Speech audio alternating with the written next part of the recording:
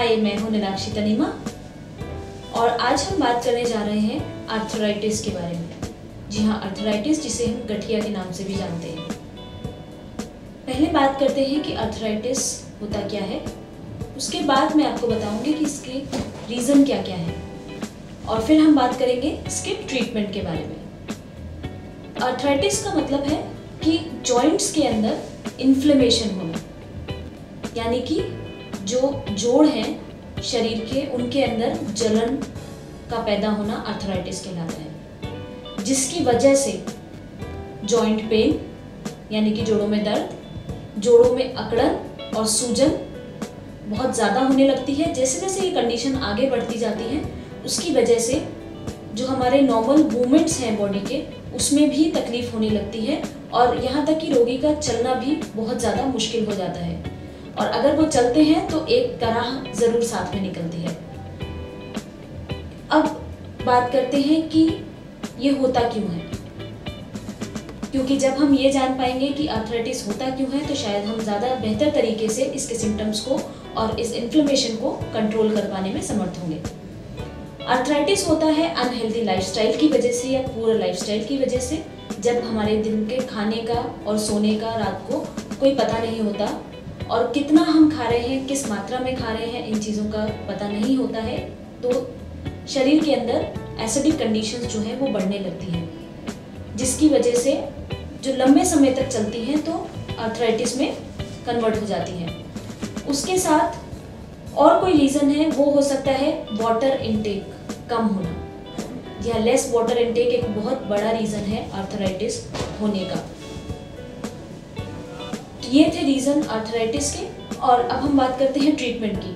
Unfortunately arthritis का कोई particular treatment नहीं अभी तक अवेलेबल है, लेकिन डाइट और एक अच्छी लाइफस्टाइल अपनाने से, एक हेल्दी लाइफस्टाइल अपनाने से हम इसके सिम्टम्स को, या फिर यूँ कहिए कि इन्फ्लेमेशन को बहुत हद तक कंट्रोल कर सकते हैं।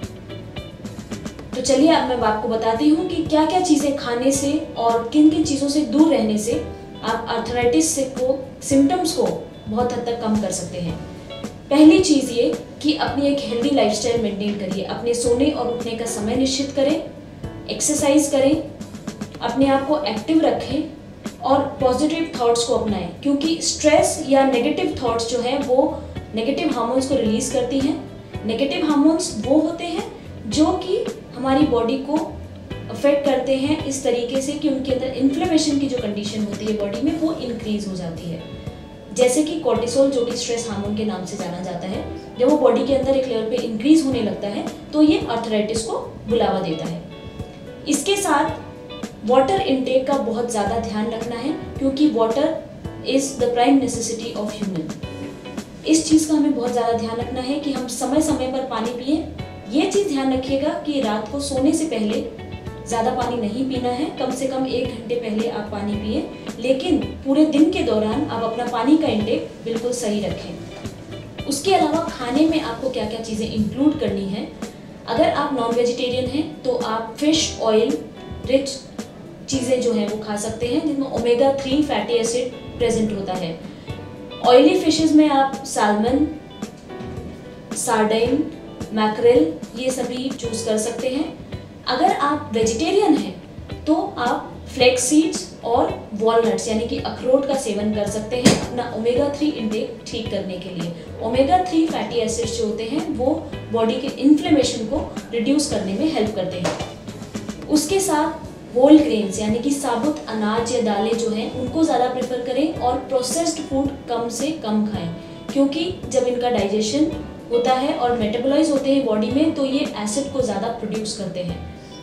इसके अलावा ग्रीन लीफी वेजिटेबल्स का आप सेवन कर सकते हैं और ग्रीन जूसेस यानी कि इन वेजिटेबल से जो जूसेस बनते हैं उनका भी आप सेवन कर सकते हैं। इसके अलावा आप गाजर का जूस या फिर उसके साथ में आप स्पिनच यानी कि पालक, गाजर का जूस मिक्स करके भी ले सकते हैं। चुकंदर का रस भी आपके लिए बहुत फ़ायदे वाला है।